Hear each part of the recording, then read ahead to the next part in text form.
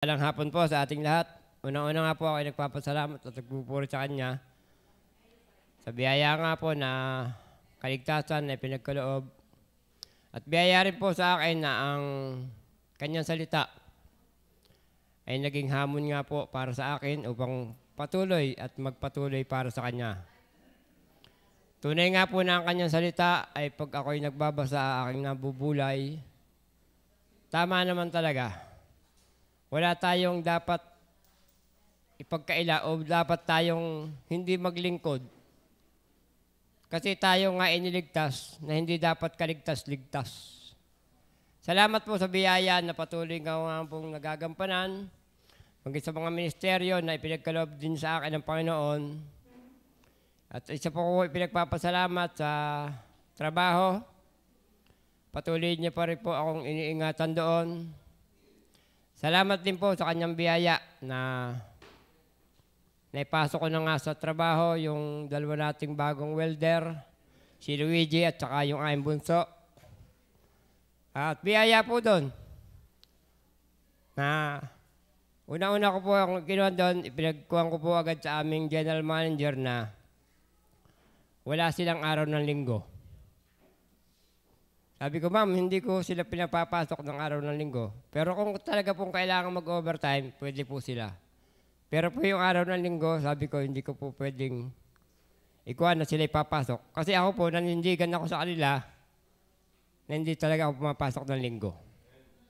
At ang biyaya po doon, hindi naman po kami pinagkukulang. Kung kukanin nga po, parang sobra pa po yung ibinibigay na pagpapala sa akin at sa aking pamilya. Salamat din po sa mga kapatiran na patuloy nga po tayo ay magpanalinginan. Patuloy po natin suportahan ang gawain ng ating iglesia. Doon sa araw-araw na ginagawa ng ating pastor, suportahan po natin siya. Nawa ay marami pa tayong yung marami pang mapakilala na ang tunay nga po nagliligtas ay walang iba kundi ang Panginoong Hesus. Doon po basta nagsabi ang pastor, malapit na mag-umpisa, ora mismo po, kahit anong ginagawa ko, pinipilit po lagi ako may data. Kasi importante po pag may data at pag wala kayong data, hindi talaga kayo makakasuporta kahit anong yung gawin.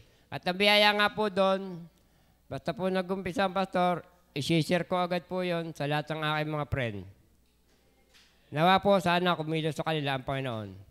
At ang isa po ipinagpapasalamat pa yung nga po, nakapagdaos na nga po na uli ng nakaraang buwan ng birthday. Kung saan 4 na taon na lang, mapaparecord na sa talaan ng mga senyor. Sabi ko, ay ako talaga matanda na nga eh. Marami na po nararamdaman. Pero ang biyaya po doon, kasi lahat naman po tayo talaga dadating.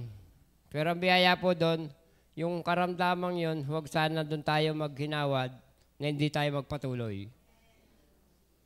Kasi sabi ko sa sarili ko, may karamdaman tayong pisikal, hindi naman nawawala po yun. Pero lalo po natin ipaglaban yung ating karapatang espiritual. Kasi sa spiritual po tayo lumalakas eh. Hindi po tayo lumalakas sa kung anumang bagay. Tanging ang Panginoon lang po ang ating talagang kalakasan. At ipinagpapasalamat ko po yun na ako nga inapabilang sa iglesyang ito. Biyaya po sa akin yun. Na nung una nga po ay sabi ko nga ay ano gan nangyayari sa inyo? Nung una pong makakilala ang asawa. Pero po nung ako ang kanyang kilusin, bigla po na bago talaga ang aking pananaw sa buhay. Iba talaga po yung ang Panginoon ng una. Kaya salamat po sa biyaya ng patuloy po akong pinagpapalaan Panginoon. Yun lang po at maraming salamat po sa Panginoon.